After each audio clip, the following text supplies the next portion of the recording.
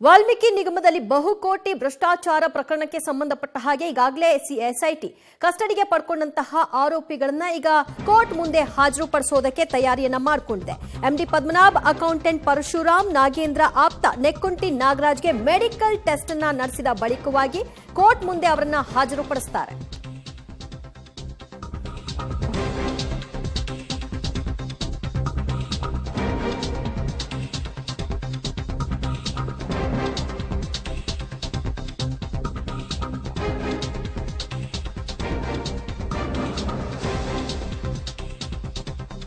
ವಾಲ್ಮೀಕಿ ನಿಗಮದಲ್ಲಿ ಆದ ಭ್ರಷ್ಟಾಚಾರ ಹಗರಣಕ್ಕೆ ಸಂಬಂಧಪಟ್ಟ ಹಾಗೆ ಆರೋಪಿಗಳಿಗೆ ಮೆಡಿಕಲ್ ಟೆಸ್ಟ್ಗಾಗಿ ಎಸ್ಐಟಿ ಕರೆದುಕೊಂಡು ಹೋಗಿದೆ.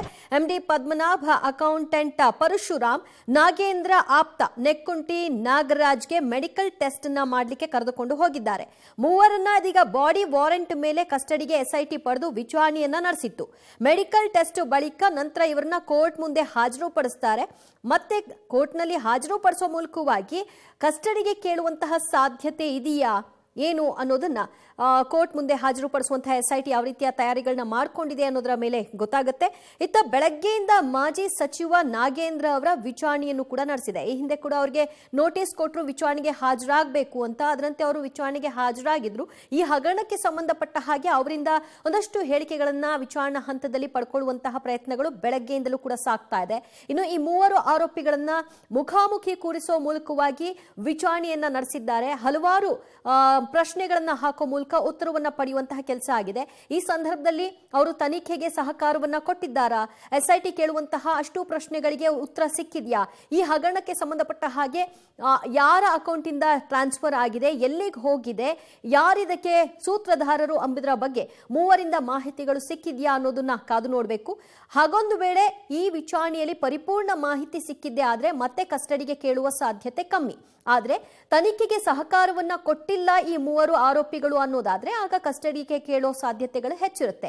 ಮತ್ತಷ್ಟು ಮಾಹಿತಿ ಕೊಡ್ತಾರೆ ನಮ್ಮ ಪ್ರತಿನಿಧಿ ನರಸಿಂಹಮೂರ್ತಿ. ಸದ್ಯ ಮೂವರನ್ನ ಬಾಡಿ ವಾರೆಂಟ್ ಮೇಲೆ ತೆಗೆದುಕೊಂಡು ವಿಚಾರಣೆ ನಡೆಸಿ ಈಗ ಮತ್ತೆ ಮೆಡಿಕಲ್ ಟೆಸ್ಟ್ಗೆ ಒಳಪಡಿಸಿ ನಂತರ ಕೋರ್ಟ್ ಮುಂದೆ ಹಾಜರುಪಡಿಸ್ತಾರೆ. What next? ಮತ್ತೆ ಕಸ್ಟಡಿಗೆ ಕೇಳೋ ಸಾಧ್ಯತೆ ಇದೆಯಾ? ಹೇಗೆ ದಿವ್ಯಾ, ಮಹರ್ಷಿ ವಾಲ್ಮೀಕಿ ಅಭಿವೃದ್ಧಿ ನಿಗಮದಲ್ಲಿ ನಡೆದಿದೆ ಎನ್ನಲಾದಂತಹ ಹಗರಣ ಸಂಬಂಧ ಈಗಾಗಲೇ ಅಲ್ಲಿನ ಎಂಡಿ ಆಗಿದ್ದಂತಹ ಪದ್ಮನಾಭ್, ಹಾಗೆ ಲೆಕ್ಕಾಧಿಕಾರಿ ಪರಶುರಾಮ್, ಅದರ ಜೊತೆಗೆ ಮಾಜಿ ಸಚಿವ ನಾಗೇಂದ್ರ ಅವರ ಆಪ್ತ ನೆಕ್ಕುಂಟಿ ನಾಗರಾಜ್, ಈ ಮೂವರನ್ನು ಕೂಡ ಪ್ರಮುಖವಾಗಿ ಅರೆಸ್ಟ್ ಮಾಡಿ ಅವರನ್ನ ವಿಚಾರಣೆ ಮಾಡಿ ಪ್ರಾಥಮಿಕ ಹಂತದಲ್ಲಿ ಒಂದು ಮಟ್ಟಿಗೆ ಎಲ್ಲ ಹಂತದ ವಿಚಾರಣೆಗಳನ್ನು ಮುಗಿಸಿ ಪರಪನಾಗ್ರಹಾರ ಜೈಲಿಗೆ ಕಳಿಸುವ ಕೆಲಸವನ್ನ ಮಾಡಲಾಗಿತ್ತು. ಮತ್ತೆ ಯಾವಾಗ ಮಾಜಿ ಸಚಿವ ನಾಗೇಂದ್ರ ಅವರಿಗೆ ನೋಟಿಸ್ ಕೊಟ್ಟು ವಿಚಾರಣೆಗೆ ಕರೆದ್ರು, ಈ ಹಿಂದೆ ಅಂದ್ರೆ 2 ದಿನಗಳ ಹಿಂದೆಯೇ ಈ ಮೂವರನ್ನ ಬಾಡಿ ವಾರೆಂಟ್ ಮೇಲೆ ಇದೀಗ ವಶಕ್ಕೆ ಪಡೆದುಕೊಳ್ಳಲಾಗಿತ್ತು. ಬಾಡಿ ವಾರೆಂಟ್ ಮೇಲೆ ವಶಕ್ಕೆ ಪಡೆದು ಕಳೆದ 2-3 ದಿನಗಳಿಂದ ಇವ್ರನ್ನ ವಿಚಾರಣೆಗೆ ಒಳಪಡಿಸುವ ಇವರ ಹೇಳಿಕೆಯನ್ನ ದಾಖಲು ಮಾಡುವ ಕೆಲಸವನ್ನ ಎಸ್ಐಟಿ ಅಧಿಕಾರಿಗಳು ಮಾಡಿದ್ರು.